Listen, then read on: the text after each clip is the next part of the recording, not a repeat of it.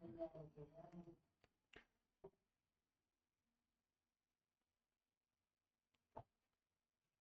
Friends, एक बार फिर से स्वागत है आपका हमारे यूट्यूब के ऑनलाइन प्लेटफॉर्म पर। मैं मंजू चौधरी, आपकी एजुकेटर फॉर केमिकल साइंस। तो जैसे कि यहाँ पे इस प्लेटफॉर्म पर आपको CSI NET examinations, GATE examinations, other आपकी गवर्नमेंट जॉब्स की तैयारी करवाई जाती है। इसी के साथ में आपको इन्फॉर्मेशन भी अवेलेबल करवाई जाती है जो आपके रिक्रूट रहती है बीएससी, एमएससी एंड पीएचडी से रिलेवेंट इन्फॉर्मेशन है वो अवेलेबल करवाई जाती है। तो आपका जून 2025 के लिए जो सेशंस हैं वो स्टार्ट है हमारे JRF अड्डा एप्लीकेशन पर। इसी के साथ आप हमें ज्वाइन कर सकते हैं टेलीग्राम के चैनल पे, डायरेक्ट QR स्कैन करके, या फिर आपको लिंक डिस्क्रिप्शन बॉक्स में अवेल करवा दिया जाएगा। आज हम बात करते हैं एक रिक्रूट की, हम बात करेंगे कि काफ़ी अच्छी आपके रिक्रूटमेंट निकली है। जी हाँ दोस्तों, हम बात कर रहे हैं national centre for polar and ocean research में। आपके जब इसके ऑफिशियल वेबसाइट पे जाएंगे, करियर के ऑप्शन में आपके एक एडवर्टाइजमेंट आपको देखने को मिलेगा जिसमें है national for filling the regular position of scientist BCD की जो आपकी रिक्रूटमेंट है वो, उसको डिटेल में अगर आप जाएंगे तो आपके पास एक एडवर्टाइजमेंट ओपन होगा जिसमें आप अपनी एलिजिबिलिटी क्राइटेरिया, कब आपकी जो वैकेंसीज की स्टार्टिंग डेट मीन्स फॉर्म्स कब फिल करेंगे, एसेंशियल क्वालिफिकेशंस क्या रहेंगे, ये सब हम देख पाएंगे।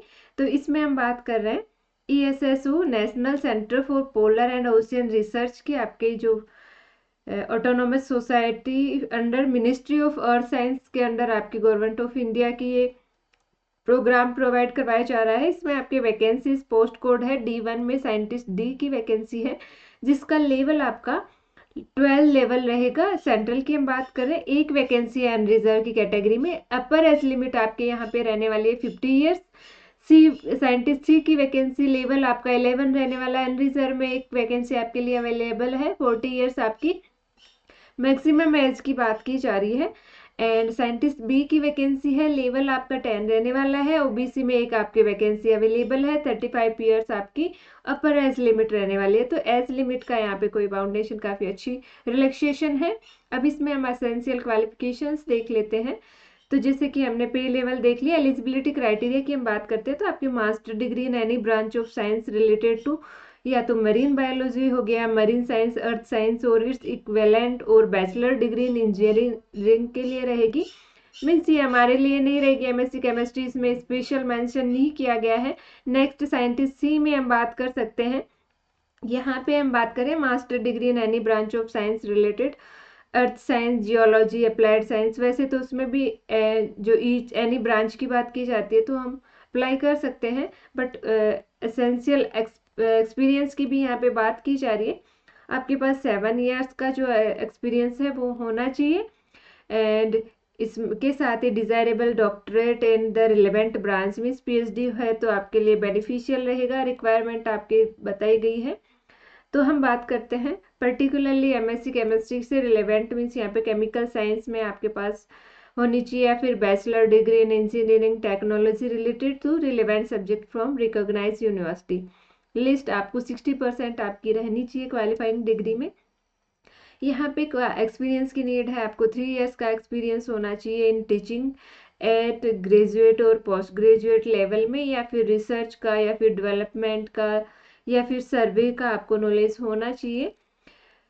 And it is in the field of isotope geoscience, environmental geochemistry, या फिर बायो जियोकेमिस्ट्री में ऑर्गेनिक जियोकेमिस्ट्री, या फिर प्ले इको क्लाइमेटोलॉजी में होना चाहिए। डिजायरेबल आपके पास है, आपके पास डॉक्टरेट है मीन्स इसकी जो हायर एजुकेशन है तो आपको प्रायोरिटी दी जाएगी। जॉब की रिक्वायरमेंट्स है आपके planning and execution of scientific research in the field of polar science with A focus of on isotope geoscience और बायो जियोकेमिस्ट्री या जियोकेमिस्ट्री और प्ले को क्लाइमेटोलॉजी में होना चाहिए। अब हम बात कर रहे हैं आपकी जो थर्ड वैकेंसी है साइंटिस्ट B की, जिसमें OBC के लिए एक वैकेंसी है।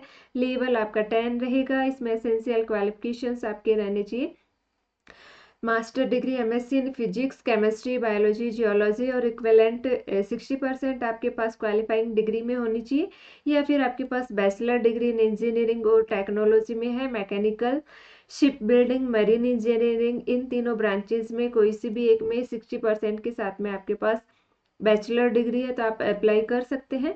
डिजायरेबल आपके लिए रहने वाली, यहाँ पे एसेंशियल जो आपके एक्सपीरियंस की नीड नहीं है, डिजायरेबल आपके पास रहने वाला है experience in oceanography, vessels management और शिप रिपेयर और कंस्ट्रक्शन में है तो आपके लिए, या फिर having field experience in oceanographic survey या सैम्पलिंग में आपके पास डिजायरेबल है, मीन्स प्रायोरिटी में आपको रखा जाएगा। जो आपकी रिक्वायरमेंट रहेंगी, planning, supervision, execution of oceanographic vessels management activity, new vessel acquisitions, ये सब आपके क्या है, जॉब की रिक्वायरमेंट है। अब हम बात करते हैं लास्ट डेट आपकी रहने वाली है 11 अप्रैल को रहेगी। 5 PM से पहले आप अप्लाई कर पाएंगे। इसके बाद में the last date of cut off date भी मीन्स आपकी जो एज है, क्वालिफिकेशंस है, एक्सपीरियंस है, वो आपके 11 अप्रैल से काउंट किए जाएंगे। Application should be submitted online in the prescribed format along with scanned copy of documents relating to educational qualifications, experience, age etc. के लिए जो आपके ऑनलाइन एप्लीकेशंस आपको फिल करने हैं एंड पोस्ट करने हैं, आपको स्कैन कॉपीज अपलोड करनी है। एंड यहाँ पे बात की जा रही है एज लिमिट्स ऑन अगेंस्ट, जैसे कि आपके अनरिजर्व एंड ओबीसी की कैटेगरी में यहाँ पे वैकेंसीज अवेलेबल है। मिनिमम एसेंशियल क्वालिफिकेशंस की बात की जा रही है तो ये सब आपके, अगर आप इंटरेस्टेड हैं, आपके पास एक्सपीरियंस एलिजिबिलिटी है तो आप अप्लाई कर सकते हैं।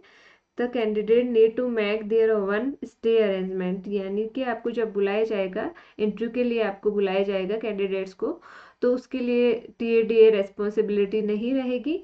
एंड इसके साथ ही रहने की जो अरेंजमेंट है पेड, अच्छा, interview will be paid to and fro sleeper class railway bus fare by the shortest route on production of proof of journey tickets, means आपको दिया जाएगा। in case of journey made by air, reimbursement shall be restricted to the sleeper class railway fare by the shortest route के according आपको जो सबसे shorted root होगा railways की sleeper class की, जैसे आपके टिकट्स होंगी उनके अकॉर्डिंग आपको जो ट्रैवल अलाउंस है वो प्रोवाइड करवाया जाएगा। एंड रहने की अरेंजमेंट खुद को करनी होगी कैंडिडेट्स को। आगे हम यहाँ पे बात की जा रही है posting Goa with transfer liability, transfer की लेबाइलिटी रहेगी गोवा में आपके वैकेंसी की पोस्टिंग की बात की जा रही है। एंड लेवल 12 एंड अबव आपके प्रोबेशन पीरियड की यहाँ पे बात कर रही है, तो जो पोस्ट आपकी फर्स्ट पोस्ट है लेवल 12 लेवल रहने वाला है, उसके लिए एक ईयर का आपका जो प्रोबेशन पीरियड रहेगा। इसी के साथ पे लेवल 11 की जो वैकेंसी है उसके लिए 2 ईयर्स का आपका प्रोबेशन रहने वाला है। परमानेंट वैकेंसी है, गवर्नमेंट वैकेंसी है। आप अगर आप इंटरेस्टेड है तो फिल कर सकते हैं। इसी तरह की जानकारी के लिए हमारे चैनल को लाइक कीजिए, शेयर कीजिए, सब्सक्राइब कीजिए। मिलते हैं नए वीडियो में नई इन्फॉर्मेशन के साथ में, तब तक के लिए टेक केयर, बाय बाय।